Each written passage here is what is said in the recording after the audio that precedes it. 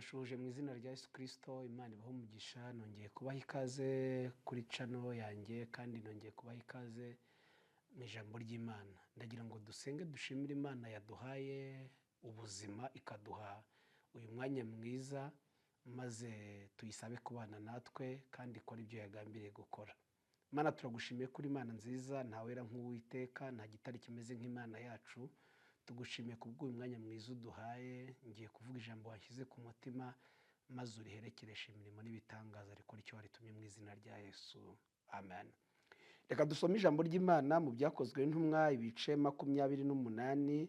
Turasoma duhereye ku murongo wa mbere tugere ku murongo wa 6. Ibyakozwe n'intumwa ibice 28 umurongo wa mbere kugera ku wa 6. Haravuga ngo tumaze gukira tumenya yuko icyo kirwa cyitwa Merita, bene igihugu batugirira neza cyane, baducanira umuriro batwakira twese kuko hari imvura n'imbeho. Ariko Pawulo amaze guteranya umuganda w'inkwi arazicana, incira iva mu muriro imuruma ku kiganza. Bene igihugu babonye icyo gikururuka kireta ku gikonjo cye, baravugana bati ni ukuri uyu muntu n'umwicanyi, nturora nubwo yakize mu nyanja idaca urwakibera ntimukundira kubaho. Ariko akunkumurira icyo gikururuka mu muriro ntiyagira icyaba. Ba bandi bategereza yuko ari bubyimbe cyangwa ari bupfa kindutse, ariko bamaze umwanya munini bakibitegereje babona ntacyo abaye, barahindura bati ni Imana. Amen. Ndagira ngo tuganire ijambo numva Imana nshyize ku mutima, ijambo rivuga ngo Imana igiye kugukiriza imbere yabo. Wowe unteze amatwi, wowe turi kumwe muri uyu mwanya, wowe nkurikiye, wowe tubana umunsi ku munsi, wowe wumva ijambo ry'Imana, reka nkubwire ngo hari ijambo kandi ry'ubuhanuzi Imana impaye kukuzanira, ijambo rivuga ngo Imana igiye kugukiriza imbere yabo. Imana igiye kugukiriza imbere yabo. Bibiliya igaragaje Pawulo uyu nguyu. Pawulo uyu murabizi neza yuko mbere yuko aba intumwa y'Imana, mbere yuko aba umukozi w'Imana, yabanje kuba intumwa ya shitani, agatoteza ubwoko bw'Imana. Ariko nyuma Imana iza kumuhamagara, imuhamagara kuyikorera, imuhindurira izina, imugira umuntu wo kuyikorera kandi yaratotezaga ubwoko bw'Imana. Aza guhura n'ibibazo bigoranye, aza kunyura mu ngorane. Ntabwo nshatse kuvuga ku byo yabanjemo, n'ingorane yahuye nazo, uburyo yageragejwe, uburyo yahuye n'amakuba n'ibyago muri uyu muhamagaro. Reka mvuge ngo uko yatoteje abandi n'uko yagerageje abandi bakoreraga Imana, nawe yaje guhura n'ibimugerageza. Njya mbwira abantu ngo byanga bikunda, icyo ubibye nicyo uzasarura. Ariko turashimira Imana ko ari Imana igihindura ibihe, ntitwiture ibihwanye n'ibyo twayikoreye. Ni Imana igira neza, ni Imana itameze nk'abantu.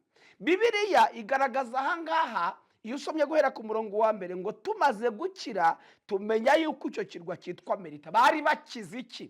Hari ibintu Imana yadukishije 24, hari ibintu Imana yaturokoye muri 24. Reka nkubwize ukuri, uri umuhamya wo guhamya ko hari ibintu byatwaye abandi, wowe Imana irabikurokora, kandi amaso yawe abona ko Imana ibikurokoye. Imana yakurokoye ibyo rero. Reka ngutangarize inkuru ivuga ngo nubwo hazaza ibindi bikomeye 25, imbaraga zakurokoye 24 na 25 ziracyahari. Mu Bakorino haravuze ngo yaturokora urupfu rukomeye, iracyaturokora kandi twiringiye ko izakomeza no kuturokora. Ntugire ubwoba bw'ibihe, igenga ibihe niyo yabanye natwe mu bihe byashize. Ntugire ubwoba bw'intambara ziri imbere, iyarwanya iza mbere n'uyu munsi izakomeza kuturwanya kuko ariyo twiringiye.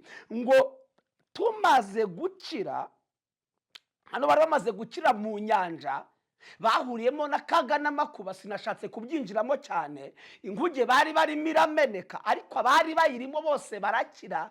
Hari ukuntu ugendana n'umuntu ugakira kubera we, hari n'ukuntu ugendana n'umuntu ugahura n'akaga kubera we. Reka nkubwize ukuri, mu bantu mugendana, mu bantu muziranye, Imana igutoranyirizemo abo muzagendana bakakubera umumaro. Gukira kw'aba bantu byaturutse ko bari bari kumwe na Pawulo, Imana ifiteho umugambi. Nubwo bari bakize mu nyanja, ngo tumaze gukira tumenya, wumve, bageze ku kirwa bamenya ko icyo kirwa cyitwa Merita. Ngo bene igihugu batugirira neza cyane, baducanira umuriro batwakira twese kuko hari imvura n'imbeho. Hari abo basanze babagirira neza, babacanira umuriro ngo barota kuko imbeho yari nyinshi, kandi urumva bari baraye mu mazi, bari bahuye n'akaga n'amakuba ku buryo nyine bari bakeneye ubushyuhe. Ngo bene igihugu barabakira bose, kandi babacanira umuriro ngo barota kugira ngo imbeho ishire. Gatatu aravuga ngo ariko Pawulo amaze guteranya umuganda w'inkwi arazicana, incira iva mu muriro imuruma ku kiganza. Naribajije kuki itagize induruma ikaruma Pawulo. Birabangwa amakuba n'ibyago by'umukiranutsi ni byinshi, ariko Uwiteka amukiza muri byose. Ndashimira Imana, nubwo twahura n'amakuba, nubwo twahura n'ibyago, Imana yiteguye kudukiza muri byose. Kandi inkuru nakuzaniye ni uko igiye kugukiriza imbere yabo. Nimvuga imbere yabo, hari abaguteza amaso, hari abakwitegeye, hari abazi kuzamwara, kandi impamvu biteze kuzamwara, hari ikibazo wahuye nacyo, hari ibyago wahuye nabyo. Nkunda ijambo riri muri Mika 4:11, haravuga ngo dore amahanga menshi ahagaze ku misozi ateraniye kugutera, haravuga ngo Isiyoni nihangizwe, amaso yabo arebe ibi bibatwifuriza. 12 ngo ariko ntibazi iby'Uwiteka atekereza.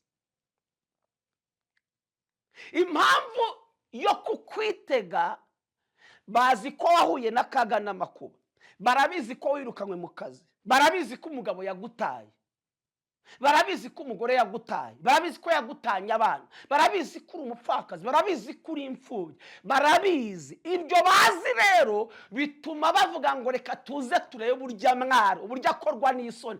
Ariko reka mbabwire ngo Yesaya haravuze ngo imigambi yabo ntizahama, kandi imigambi yabo ntizasohora. Imana yakuntumyeho ngo nkubwire ngo igiye kugukiriza imbere yabo. Yababandi, haleluya, yababandi bari bazi ko birangiye, bari bazi ko ugiye gusohorwa mu nzu, bari babizerega, bazi ibyago wahuye nabyo. Ariko ndashimira Imana, bazi ibyago twahuye nabyo, bazi amaboko yatujugunye, bazi amaboko yadutaye, ariko amaboko azaturamira ntabwo bayazi, amaboko azaturamira ntibaza aho ari. Ndashimira Imana, hari ukuntu amaboko y'umuntu akujugunya, ariko amaboko azagusama Imana ikayahisha. Ndashimira Imana. Bibiliya yavuze ngo Pawulo aba ari w'incira iruma. Nubwo amakuba n'ibyago by'abakiranutsi ari byinshi, ngo ariko Uwiteka, haleluya, ntadukiza muri bike, ahubwo adukiza muri uyu mwaka. Reka nkubwire ngo uzahura na byinshi, uzahura n'amakuba, ariko navuga ngo Uwiteka nawe afite ububasha, yiteguye kugukiza muri byose.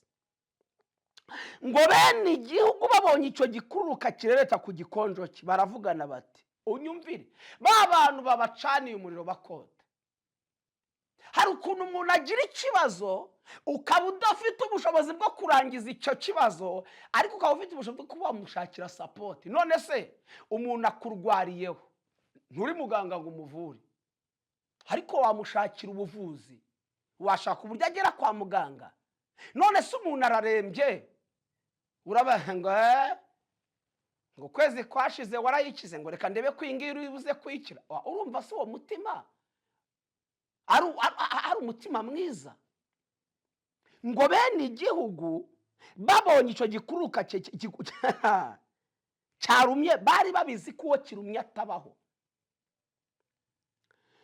Ngo baravugana bati, ni ukuri uyu muntu ni umwicanyi. Nawe utekereze, kubera ko ahuye n'ikibazo.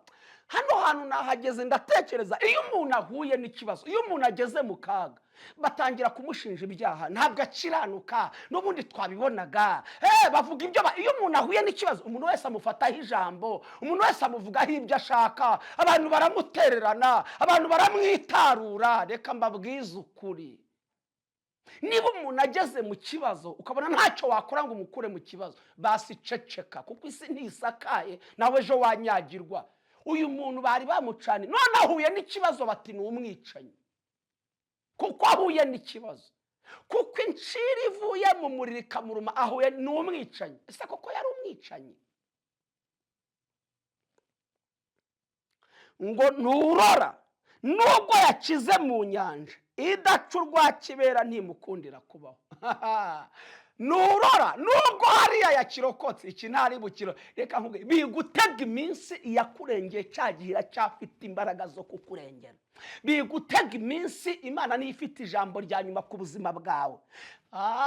Imana ishimwe, Imana ishimwe. Wowe uri kunyumva, abari hafi n'abari kure, bigutega iminsi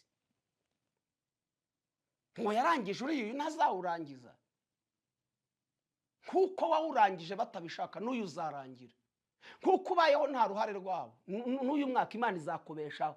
Ngo nubwo yakijemo idaca urwa kibera ntimukundira kubaho, ngo ariko akunkumura icyo gikuruka mu muriro ntiyagira icyaba. Muri make yaragifasha gita mu muriro, ariko asigarana ubumara bw'icyamurumye. Umva ukuntu gatandatu havuga ngo babandi bategereza yuko ari bubyimbe cyangwa ari bupfa kindutse, ngo ariko bamaze umwanya munini bakibitegereje babona ntacyo abaye, barahindura bati ni Imana. Ndafashijwe. Bamwe bari biteze ko birangiye, bamwe bari bavuze ngo nubwo akize ibi ngibi icyabayeho ntikimukundira kubaho. Ngo bamwe ndashimira Imana ko hari ibintu abantu biteze ku buzima bwawe. Unyumve buno buhanuzi ubwumve, muma munyumve, mukobwa mupapa, ndagira ngo ubwakire. Hari abantu bakwiteze, hari abantu bari bafite ibyo biteze ku buzima bwawe, hari ibyo bari biteze ku bana bawe, hari ibintu bari biteze mu kazi ukora, hari abantu bari bakwiteze. Ariko umva uko bibiriza ngo bategereza umwanya munini, ngo babona ntacyo abaye. Ibyo bari bazi ko bibaye babona ntacyo abaye, ngo bahindura amagambo bati tubonye ko ari Imana. Bahindura amagambo bati tubonye ko ari Imana. Hari abantu bagiye guhindura amagambo. Nakuzaniye inkuru y'ubuhanuzi nahawe n'Imana binyuze mu ijambo ryayo, buvuga ngo Imana igiye kugukiriza imbere yabo. Imana igiye kugukiriza imbere yabo.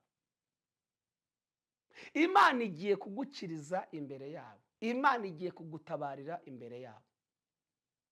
Imbere ya babandi bagiye guhindura amagambo. Kandi unyumva untega amatwi, ndabizi uzatanga ubuhamya.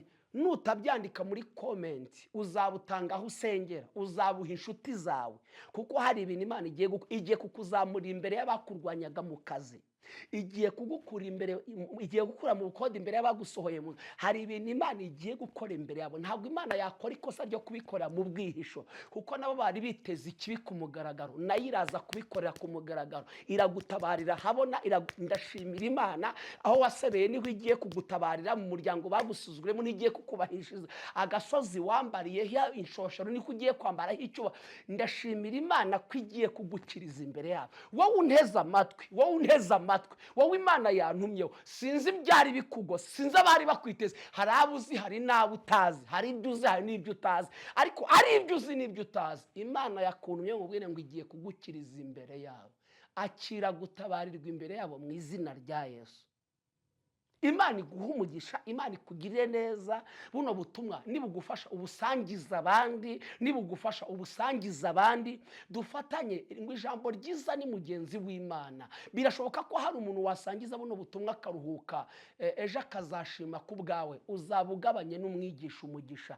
Kandi mwebwe mukomeje gufatanya nanjye kwamaza ubutumwa bwiza, Imana ibaha umugisha, ibagirire neza. Reka dusenge dushimire Imana yuko igiye kudukiriza imbere yabo.